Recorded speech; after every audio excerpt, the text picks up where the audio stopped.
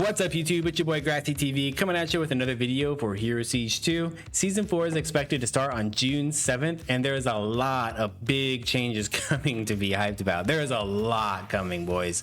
So today we're going to go through all of the patch notes. However, there are a couple of topics I'm going to have to do future videos on as they are just way too in depth for me to cover in this video.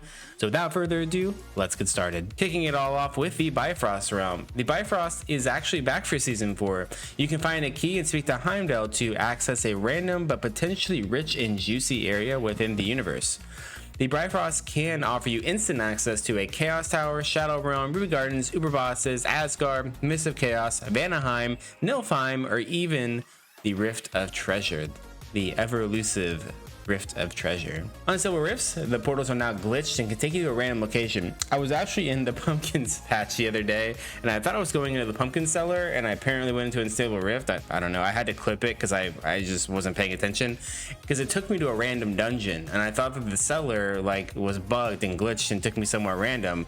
It was actually the Unstable Rift that did that, so it's kind of cool. For those of you that wanted local co-op, that is coming back. Zones and difficulties. This is a big topic right now because difficulties, the game has gotten much harder than it was last season, right? The game has slowed down a lot and it is a bit more difficult than before. Things have changed. There's a lot more tools for you to use while you're leveling, but the overall leveling experience is going to be longer. Moving on to the Incarnation Tree, you can see that there are some changes to the tree. You can take a look at it in your game currently versus what this has here, so you can see those changes. The biggest ones I see are like Master being changed from +3 to +2 sort of things. One thing I do know that is in the tree that I don't see here is they added a couple of new nodes that are going to unlock your charm inventory or give you an extra socket in your charm inventory. Your charm inventory is also now moved. It's in a different spot, so keep an eye out on some of my videos. You can see where that new charm inventory is. It's really nice. It's no longer like in your actual inventory. It has its own dedicated inventory, which is really, really nice. Pretty much every dungeon is now one big floor. A lot of them are, and I really like it. I've kind of gone through them. They're still static. They're not random, but they are one big ass floor, and I actually really like that. I don't know what it is about. Like Pumpkin Cellar has been changed to one big floor and it definitely takes longer to get through it, but I really like the aesthetic of it. I like how it looks. It feels good to go through. I don't know, I thought honestly I loved Pumpkin Cellar and I wasn't really a big fan of them changing it. I didn't want them to. I've done Pumpkin Cellar so much. It's one of my favorite places, but I actually really enjoyed the new one. So something to keep in mind is a lot of the dungeons have changed. They look different and they're one floor. Satanic Zones added map to show new Satanic Zone buffs and debuffs. Satanic Zone buff loot amount has been changed, right? As well as the heroic chances, angelic chances, gold for the main kills, magic find, experience. It's all based off of sub difficulty, right? Enemies. Increased all act boss life scaling for all difficulties, but increased drop rates. So I'm going to tell you that right now, all of the bosses in normal have about 5 times the life that they have in the game in season 3. So Satan, for example, I think in season 3 has like 170,000. He has like 1 mil, like 970k or something. So they have much more life, as well as these boss fights have been reworked. If any of you are playing hardcore, be careful. These fights are trying to kill you. Treasure goblins can now spawn as rune goblins and shadow goblins. This is huge, right? Being able to get rune goblins. I always wanted rune goblins. I think they're fun. Nerfed overall gold drops by enemies. Also reduced the merchant prices. So going to any of the merchants or going to the vendor that sells like sigils and stuff, all that stuff has been reduced. Added more visibility to enemy death effects. This they have done, and I actually really like the death effects now. You can see them. I'm colorblind. I'm completely colorblind, so there's just some situations where it doesn't matter what they do to them, I won't see them, especially because they're like a light color now ish, right? And if you're in, I don't know, if you're in Glacial Trail, for example, I'm just not going to see it. It's literally the exact same color as the ground, so at least to me it's the same color. But they did add some more visuals to stuff, which I'm all for more visuals. Lowered amounts of individual gold dropped by enemies, but buffed the values, right? So this is kind of the same thing that PoE did with currency, right? So you're gonna see less currency everywhere, but they're gonna be in bigger stacks now. Increase enemy base movement speed. This is actually not a bad thing. They were a little bit slow zombies before, and if you were trying to like pull monsters between different packs, you just didn't really do it, right? So this will allow you to kind of, if there's a rare that you can't kill that you're trying to take down, or a mini boss, you can actually drag him into packs and kill the packs while he's still there. Okay, quests have also been reworked. You can see that there's daily quest rewards. So random chance for Satanics, low runes, mid runes, 20% chance to drop a relic, Bifrost key, some gold, and XP, right? Nightmare daily quest rewards. Same thing, you get Satanics, low runes, mid runes, increased chances for keys and relics, as well as gold and XP. And then the Hell quest reward is the best chance, right? You get beta S tier Satanics, 1% plus 0.5% per sub difficulty per item chance to be an SS, but it cannot be angelic or unholy. You are guaranteed 3 low runes, 1 Bifrost key, random chance to drop 1 to 4 mid runes, and 3% chance to drop 1 high rune. 40% plus 10% per sub difficulty to drop a relic, as well as you get gold depending on the sub difficulty and XP depending on the sub difficulty, right? Here's all the quest changes. You're welcome to read through these if you would like. All right, moving on to quality of life. Improved gamepad auto aim. Lowered the amount of diminish when landing after a jump. This is super noticeable. Whenever you're like starting the game, you can jump around like way more than you could before, so that's good. As well as they increased the length of that jump, so now you have an extra 50 pixels. Improved the map screen visuals. This is huge. The minimap looks way better. You can take out the terrain. They've added a bunch of icons to the map. Things look different. The overall visuals on the minimap is amazing. This is like my biggest complaint from last season for me personally. Just because being colorblind, once again, it's so hard to see like where people are versus what enemies are versus where my merc is and my follower or my pet, and just everything looked exactly the same, and there's just way too much clutter. They cleared all of that up. It looks really nice now. You can change skill loadouts, which save your skills, attributes, and binds. You can now choose which stats on common items are highlighted on the ground. So let me back up. This is huge. This is in whenever you press whatever key to bring up your skill tree. At the top, you'll see there's 1, 2, 3, 4. You can actually save your skills, attributes, and binds on different loadouts, basically, and just swap between them. It's really, really handy, especially when you're leveling, because maybe one skill is way better at single target than another. So you can like have a single target set up. You can have a blast through the map set up. It's actually really nice. You can now choose which stats on common items are highlighted on the ground. This is huge. This is, I don't know why they didn't put this in bold. This is the loot filter. They've gone through and reworked the entire loot filter. You can now choose specific highlight affixes, right? And it'll highlight items in a different color for you to be able to pick up. I added +2 extra keybind slots. This is good for like necro players because Necromancer summons have the most keybinds of any character in the game. It's crazy how many they have. Change player minimap icon for better distinguishing from enemies. That's kind of what I was talking about with the loot filter. It's no longer, you are no longer a circle. You're now this like upside down triangle looking thing. Optimize texture pages for better performance. Change Eternal Battlefield, Unsealed Rift, and Shadow Realm minimap icons. They're super easy to see now. Remove 95% hit rate ceiling. You can now achieve 100%. Thank you. Guys, I cannot fucking stand how games have 95% chance to hit on like melee and range. I can't stand it. Made it easier to hit those higher levels of attack rating, as well as now you can get 100% hit chance, which thank you. Mercenaries resurrection cost lowered from 75k to 15k. Augment choosing changed from 1 key to choose from 2 augments, or 1 + 4 additional keys. Choose the augment you want. So they've changed augments going into season 4. You can now just pick the augment that you want if you use enough keys, right? Or you can use 1 key and you can choose from 2 different augments. So if you want to gamble on it and try and save yourself the keys, you can. Added most stats into the market filter. So this is talking about the stats from the loot filter.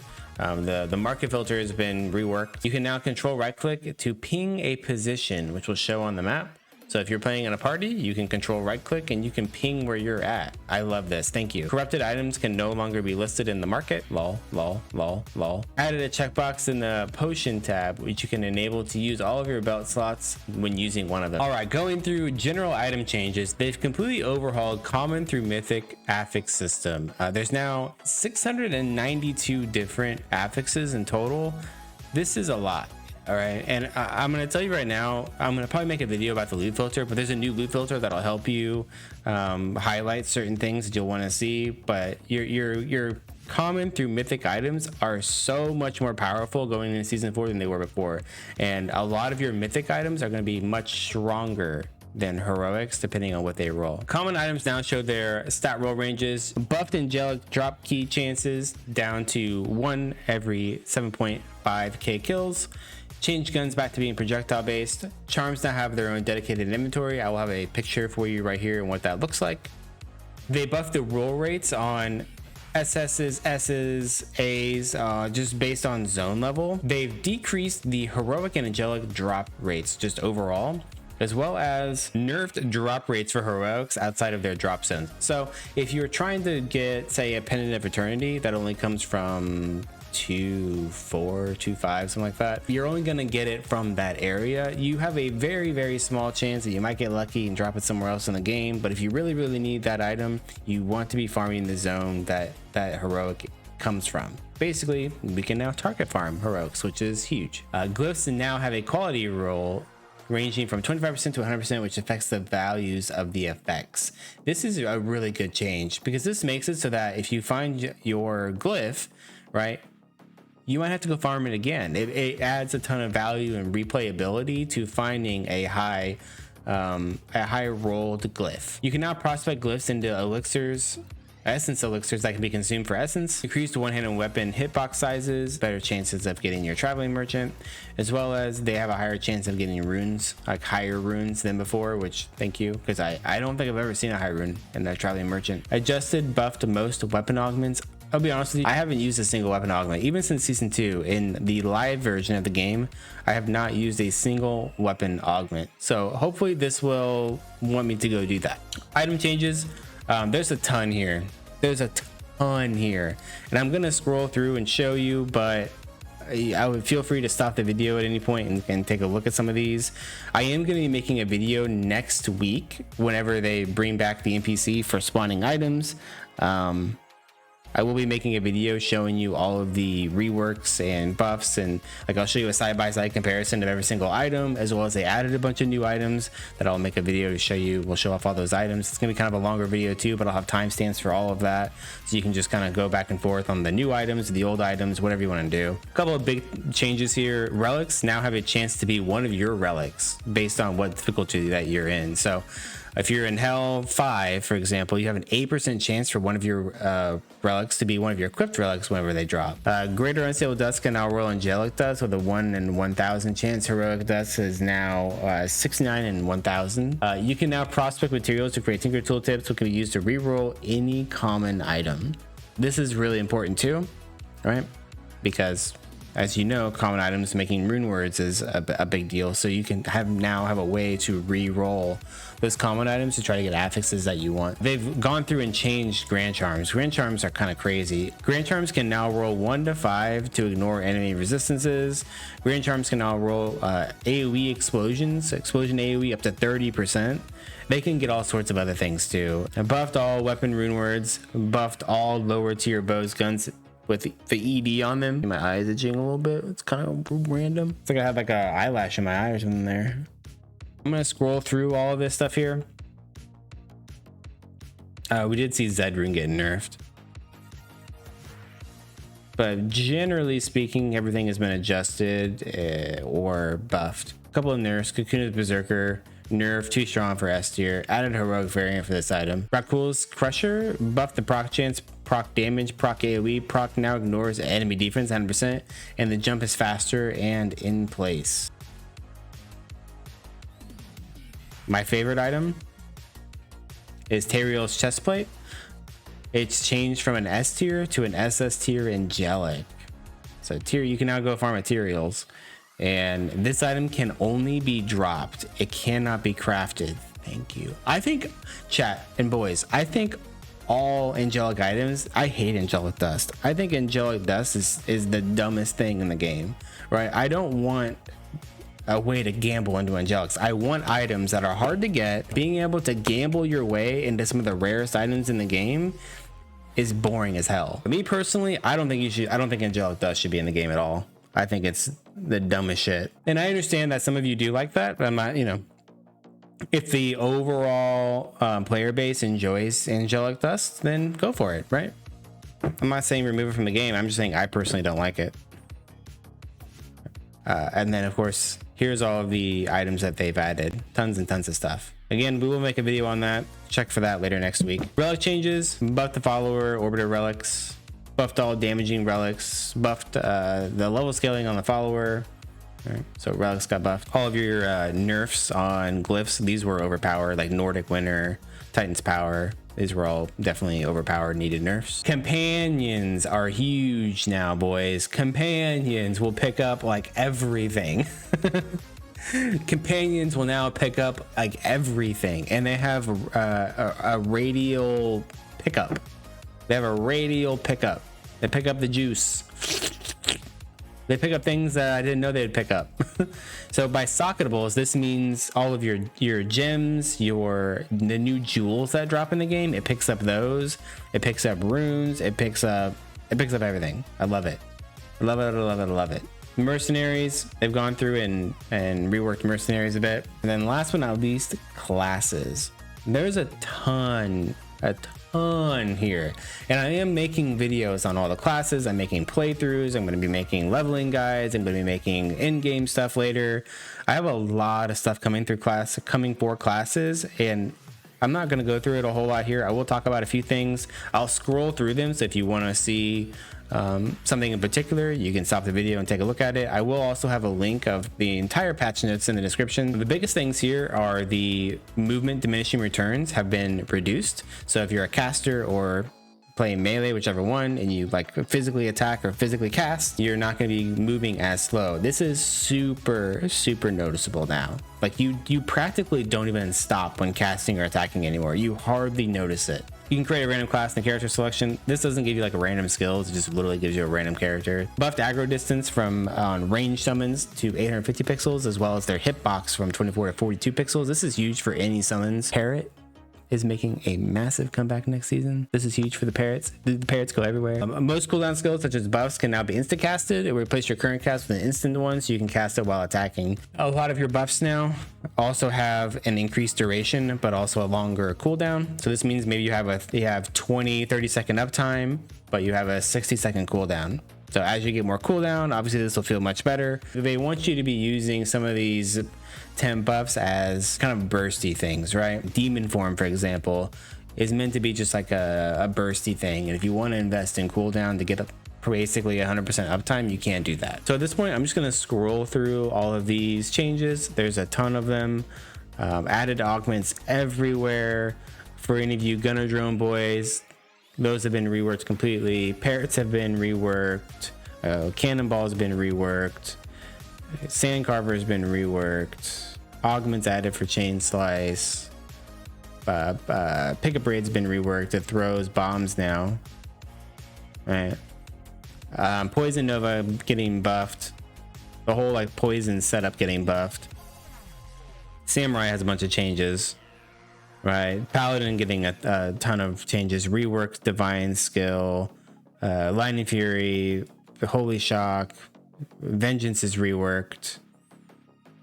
Holy Hammer has a bigger hitbox and scaling. Envenom was reworked. It's now a strike proc skill. Envenom is now a strike proc skill. Just the whole poison setup on Amazon getting reworked. Fast slices now slashes through enemies and slightly controls angle while dashing.